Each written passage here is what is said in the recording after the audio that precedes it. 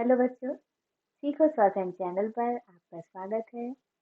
तो सैद्धांतिक पक्ष का हिंदी आशुलिपि के बच्चों के लिए पार्ट 3 लेकर मैं आपके सामने आज आई हूँ। तो स्टार्ट करते हैं फटाफट, जल्दी से 15 क्वेश्चंस करते हैं और देखते हैं किसके कितने क्वेश्चन सही निकलते हैं। तो बहुत जल्दी जल्दी हम इसको खत्म करने की कोशिश करेंगे। पहला क्वेश्चन है, निम्न में से कौन सी रेखा वक्र रेखा के अंतर्गत आती है? पा, बा, चा, झा, ला, सा, हा और वा।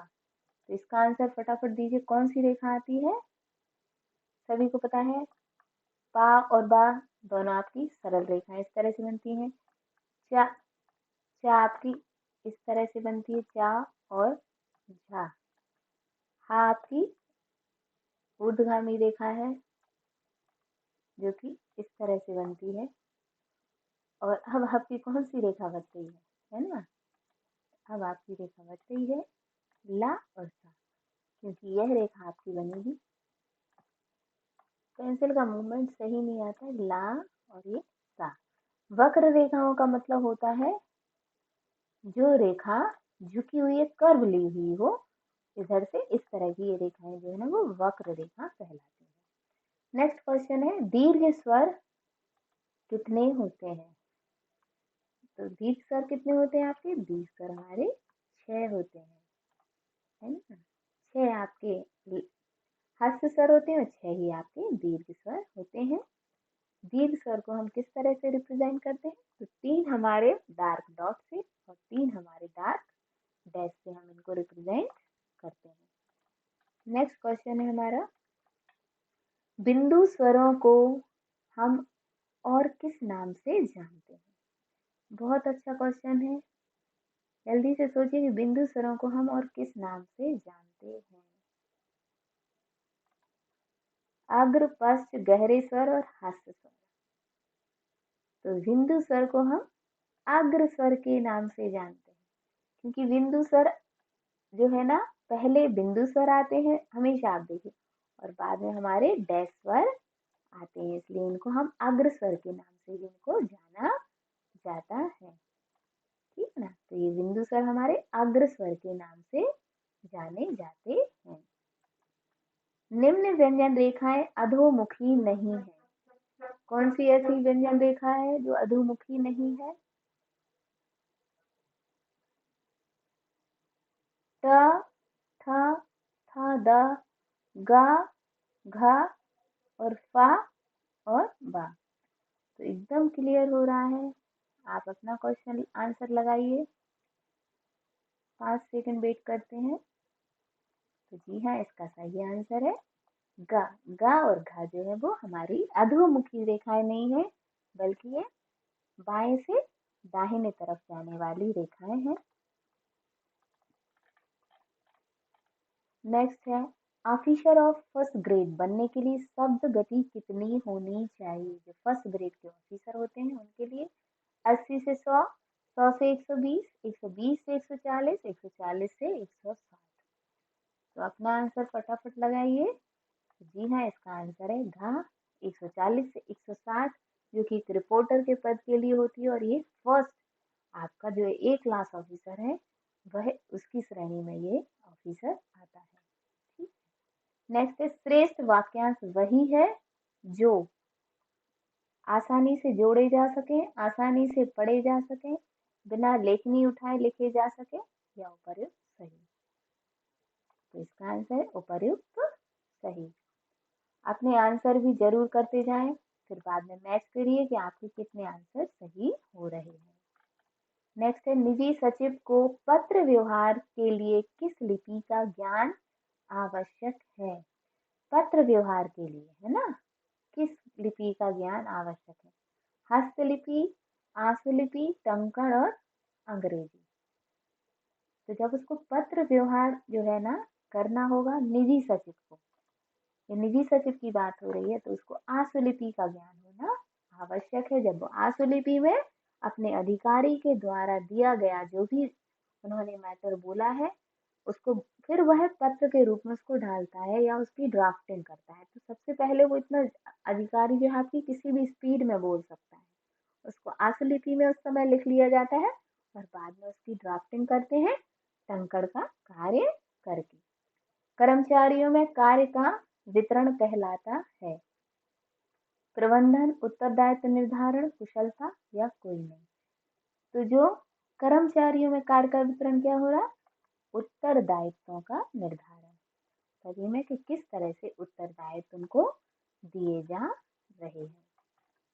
नेक्स्ट है आपका, किसी कार्यालय में आने वाली डाक या पत्रों को कहते हैं, जैसे पिछले वाली में हमने पढ़ा था अभी, है ना।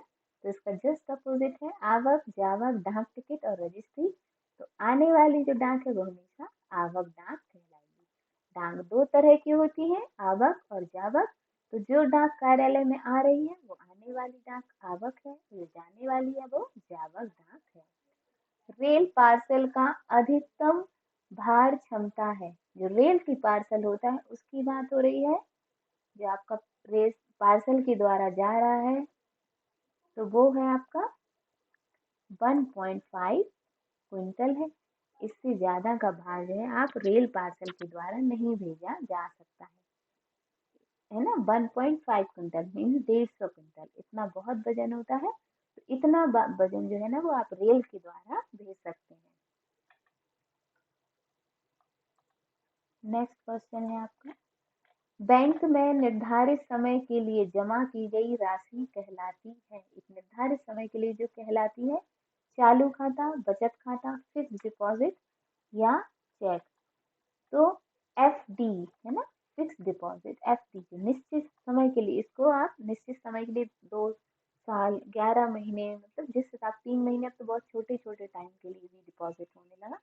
तो फिक्स डिपॉजिट पे हमें थोड़ा सा बचत खाते से ज्यादा जो है इंटरेस्ट मिलता है। नेक्स्ट है, दस्तावेजों को रखने की विधि क्या है। बहुत अच्छा क्वेश्चन है, आपका ऑफिस मैनेजमेंट का क्वेश्चन है कि दस्तावेजों को जो रखते हैं, तो रिकॉर्डिंग, फाइलिंग या पंचिंग या उपर्युक्त सही। तो इसका है फाइलिंग। आप लोग सोच रहे होंगे कि रिकॉर्ड रिकॉर्ड रखने का हो गया या पंचिंग करके रखना, जी नहीं, फाइलिंग। आप दस्तावेज को रख कैसे रहे हैं, एक कार्यालय में बहुत सारे दस्तावेज होते हैं या प्लेक होते हैं, ठीक है ना।